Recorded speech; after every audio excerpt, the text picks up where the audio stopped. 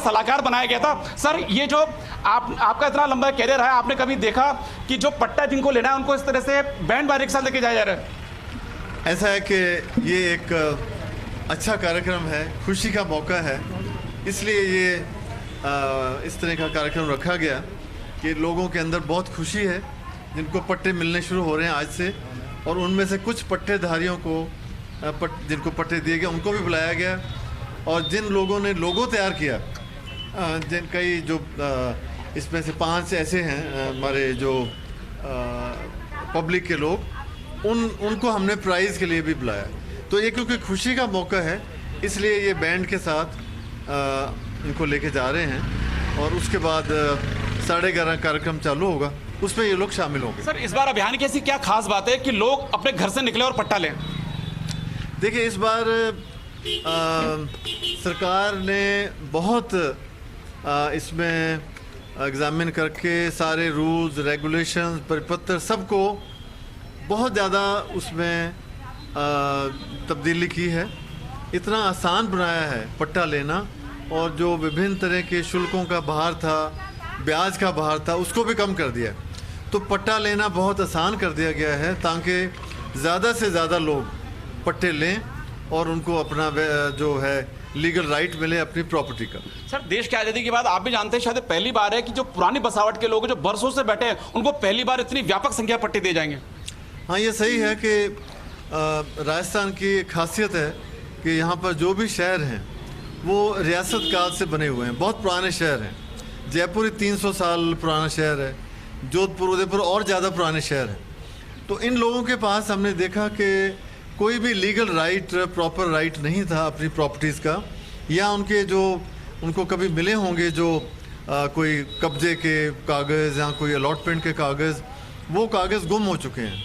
तो उसके बाद सरकार ने फैसला किया कि इन सब लोगों को एक आज के माहौल में, आज के जो आज की जो लीगल उसमें है सिस्टम, उसके अंदर उसके अनुरूप पट्टे दिए जाएं, ताकि ये उन पट्टों के साथ बैंक से लोन लेना है या प्रॉपर्टी को आगे बेचान करना है तो उसके उनके लिए संभव हो सके, आसान हो सके। सर, खासकर 4 दीवारी का जो इलाका है उसमें जो कॉम्प्लिकेशंस हैं कि भाई एक जमीन पर अलग अलग लोग बैठे हैं, अलग अलग मंजिलों में इसके हिस्से हैं, तो उसका अपन ने क्या तरीका निकाला कि इस तरह का भी कहा जा रहा है कि 2 पट्टे दिए जाएंगे?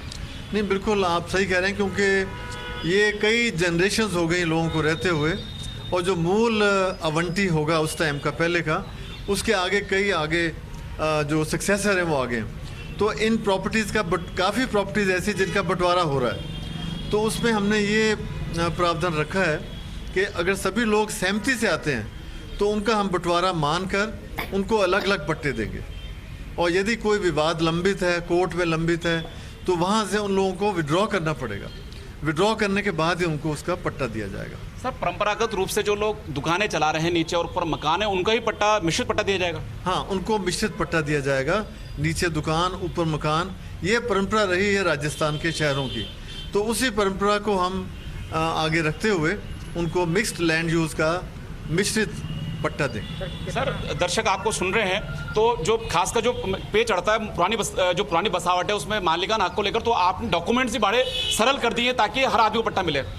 देखिए, डॉक्यूमेंट्स में हमने, क्योंकि लोगों को ये रियल प्रॉब्लम है, हमने जा के भी देखा कि कईयों के पास कोई कागज़ ही नहीं है, तो उनके लिए हमने कई प्रावधान कर दिए हैं कि उनके हाउस टैक्स का कोई दस्तावेज़ हो, बिजली पानी का बिल हो, या वोटर कार्ड में कोई एंट्री हो, या आसपास के रहने वाले उसकी तस्दीक करें कि हाँ ये वर्षों से यहाँ रह रहा है। तो कई चीज़ें उसमें सरल कर दी हैं, और इसके ऊपर जो राजस्थान का अभिलेखाकार है, स्टेट आर्काइव्स डिपार्टमेंट, उन्होंने 20 लाख पट्टों को डिजिटाइज कर दिया, तो उनसे भी हम हेल्प, वो भी हमारे साथ जुड़ गए हैं। 7 शहरों के पट्टे उनके पास हैं डिजिटाइज्ड फॉर्म के अंदर, तो उनसे उन्होंने भी एग्री कर लिया कि जहाँ कहीं डाउट होगा या ये ऐसा लगे कि पट्टे में कोई फोर्जरी करके दे रहा है, तो उसकी हम प्रमाणित प्रतिलिपि उनसे ले लेंगे जो बिल्कुल सही होगी, क्योंकि 1953 से पूर्व का जितना भी रिकॉर्ड है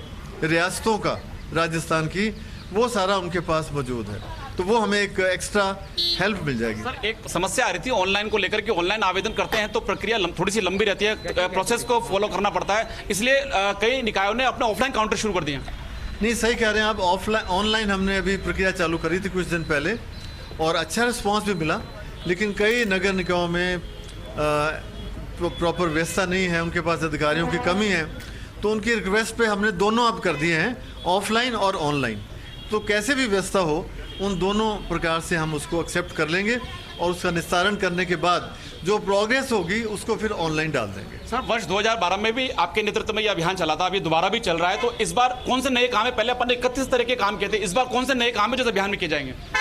देखिए, इस बार बहुत सारे नए काम किए जा रहे हैं। जैसे सबसे पहले तो बहुत इम्पोर्टेंट काम, ये जो रियासत कालीन समय के प्रॉपर्टीज़ हैं उनको पट्टा देना, ये अपने आप में बहुत बड़ा काम है।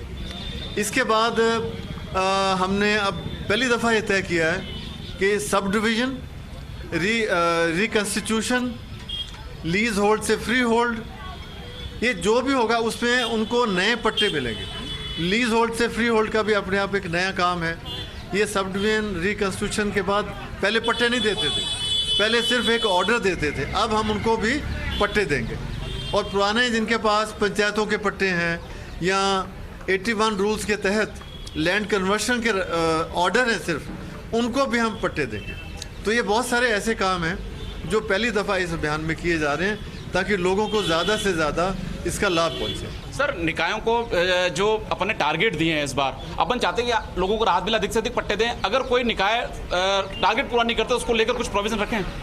देखिए, हमने पॉजिटिव सोच के साथ चले हैं कि जो निकाय अपने ऑब्जेक्टिव टारगेट से एक्सीड करता है उनको हम इनाम देंगे, उनको इंसेंटिवाइज करेंगे, उस नगर निकाय को भी और उन अधिकारियों को भी। तो इस तरह से हमने ये इंसेंटिव दिया।